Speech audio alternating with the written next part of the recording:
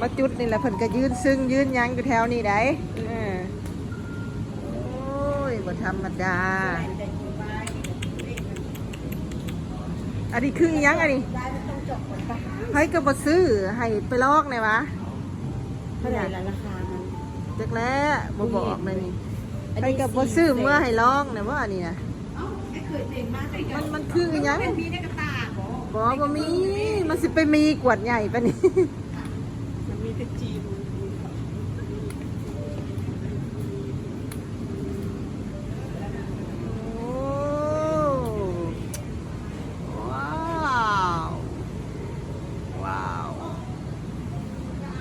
ข่อยเห็ดเฮือนข่อยกระชิตบ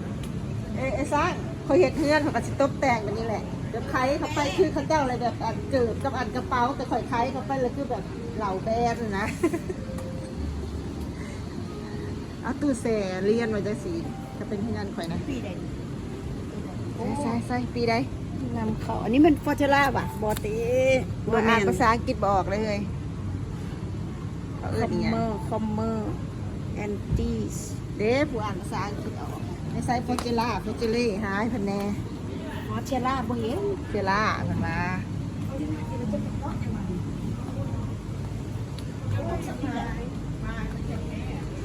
แม่อันนี้เด้ตัวนี้เด้คืออีหยังนี่ตัวพี่ซีโบแพทนี่พวกจังซี่ซีโบตัวนี้คืออีหยังตัวนี้มันคือกวดวันก้าคือกวดอยู่นั่นอยู่เฮือนเท่านี้น่ะนะนี่อยู่เฮือนเท่านี้อันนี้นะไอ้สร้างนี่อยู่เฮือนเท่านี้อันนี้นี่อยู่เฮือนเท่ากับมีนี่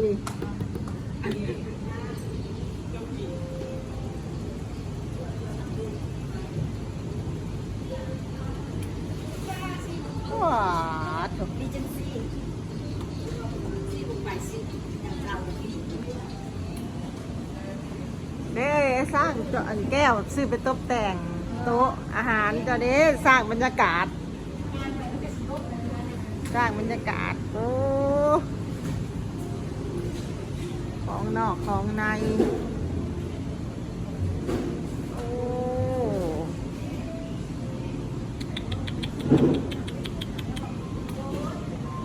ยบริจิตบริยาอันนี้เหล่าลาวนี่นะเหล่าลาวอันนี้สร้างร้องเลยว่าเหล่าลาวนี่เหล่าลาวนี่อันนี้เหล่าเบียร์ลาวมีทุกแบรนด์มีทุกยี่ห้อนะจ๊ะของในของนอก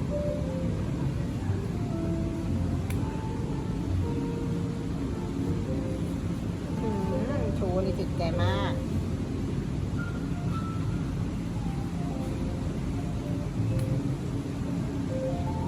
แล้วดิมันคืออย่างขวดใหญ่ๆยาวๆนี่น้ำแร่ที่อ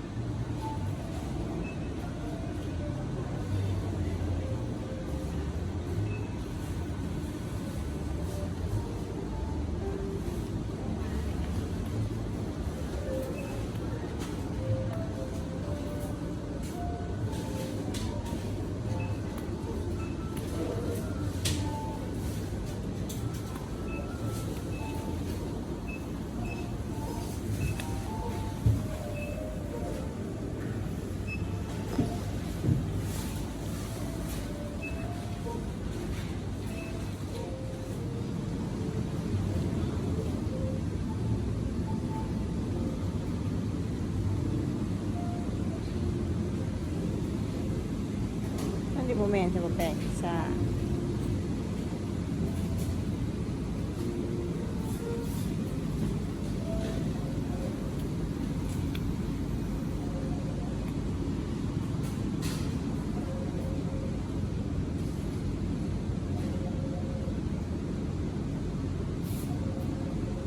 นี่อันนี้แป้งยังสะ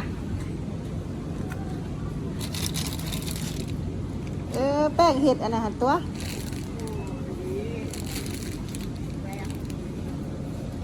แป้งแบบ